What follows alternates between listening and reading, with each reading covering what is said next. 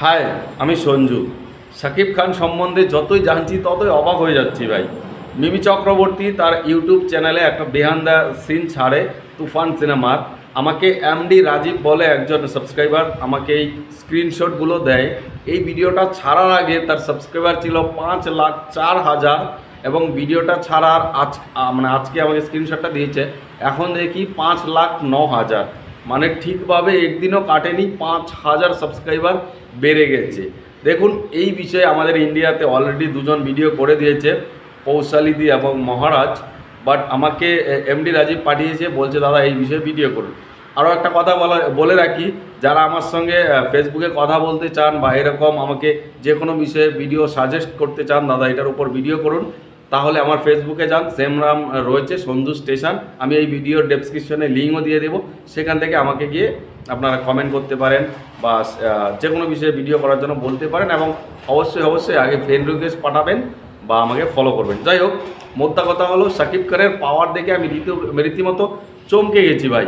মানে একটা হিরোর এই ধরনের ক্যাপাবিলিটি থাকতে পারে যে হিরোইনদের কেরিয়ার বদলে দিচ্ছে। এর আগে দেখেছিলাম ইদিকা পাল, যাকে আমাদের ইন্ডিয়াতেই প্রায় কেউ চিনত না। সে একটা সিরিয়াল করতো। বলতে গেলে আমরা তো এই ইন্ডাস্ট্রি নিয়ে কাজ করি, আমরাই এতটা খোঁজ খবর রাখতাম না যে কে ইদিকা পাল।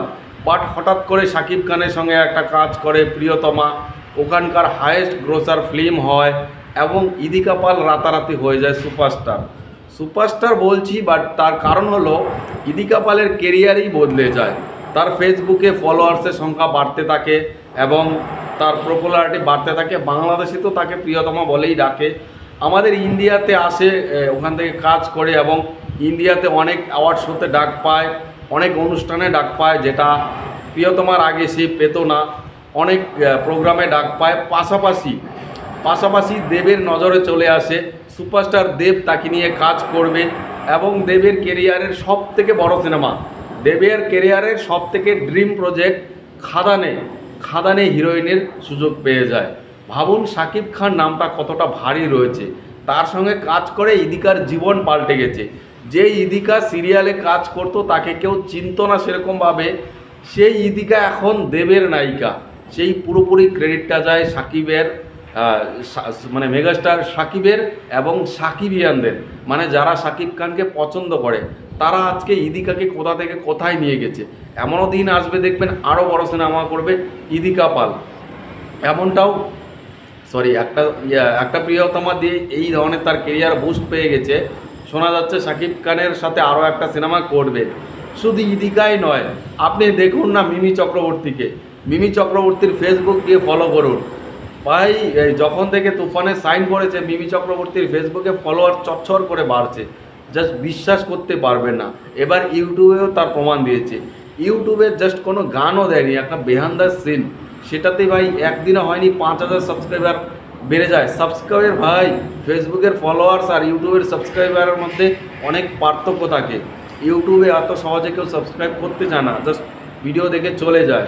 আর ফেসবুকে অনেকেই ফলো করে বসে যায়, তো অনেকটা ডিফারেন্স রয়েছে। আমি তো অবাক ভাই শাকিব খানের পাওয়ার দেখে। শাকিব খানের যতটা ক্ষমতা রয়েছে, আমি মনে করি তার ক্ষমতার প্রায় অনেকটাই বাড়িয়ে দেয় সাকিবিয়ানরা, কারণ ওনারা এত সাপোর্ট করে। সাকিবের কাছে আমার মনে হয় সাকিবিয়ানরা ভগবান সমতুল্য বললেও কম হবে। যাই হোক, আপনারা আল্লাহ বলেন, আমরা ভগবান বলি, এটা থেকেও খারাপ ভাববেন না।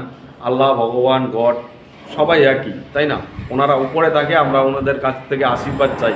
কোনো একটা কাজ করতে গেলে ওনাদের কাছ থেকে আশীর্বাদ নিই, আপনারা দোয়া নেন, ব্যাপারটা কিন্তু একই। যাই হোক, আমি মনে করি সত্যি অবাক হয়ে যাচ্ছি। মানে শাকিব খানের সাথে যে ওই কাজ করছে, যে কাজ করতে যাচ্ছে, তার কেরিয়ারই পাল্টে যাচ্ছে ভাই। এটা ভাবা যায়? মানে একটা বাংলাদেশের সুপারস্টার, ইন্ডিয়ান হিরোইনরা যারা কাজ টাজ পায় না, মিমি চক্রবর্তী বলতে গেলে এখন আমাদের ইন্ডিয়াতে সেই ধরনের কাজ পায় না। দেখুন, লাস্ট তার ভালো কমার্শিয়াল সিনেমা নেই। এখন শাকিব খানের সঙ্গে কাজ করছে, এর পরের বছর দেখবেন মানে ওখান থেকে কাজটা যখন সাকসেসফুল হবে, তুফানময় যখন গোটা বাংলাদেশ পাশাপাশি অনেক জায়গা হয়ে যাবে, তখন দেখবেন মিমি চক্রবর্তী আমাদের এখানে অ্যাভেলেবেল কাস্টিং হচ্ছে, আবারও দেবজিতের সঙ্গে কাজ করছে। এটা হবে, কারণ ইদিকাকে দেখে এই জিনিসটা বোঝা যায় যে ইদিকা কোথা থেকে কোথায় চলে গেছে। সত্যি জাস্ট আমার সেলুট করতে ইচ্ছে করছে মেগাস্টার শাকিব খানকে। তার ক্ষমতা, তার বিস্তার, তার পাওয়ার, তার ফ্যান ফলোয়িং সব কিছু তছনছ করে দিচ্ছে। তুফানের পরবর্তী গানের অপেক্ষায় আছি, আর তুফানের ট্রেলারের অপেক্ষায় আছি। তুফান জাস্ট আরও অনেক বাকি রয়েছে। কালকে শাকিব খানের একটা ইন্টারভিউ দেখলাম, সে বলছে এটা জাস্ট একটা ঝলক এসছে, তুফানের আরও অনেক তুফান বাকি রয়েছে, সেটা রিলিজের আগেই দেখাবে, এরকমভাবে বলছে। তো জাস্ট ঝলসা করে দেবে সব কিছু। যাই হোক, ভিডিও এখানে শেষ করছি। আমি এই ধরনের টপিকে বেশি ভিডিও করি না, বাট এটা করতে বাধ্য হলাম। আর একটা কথা, আর ফেসবুকে অবশ্যই আমাকে ফলো করে দিবেন। হ্যাঁ, টাটা।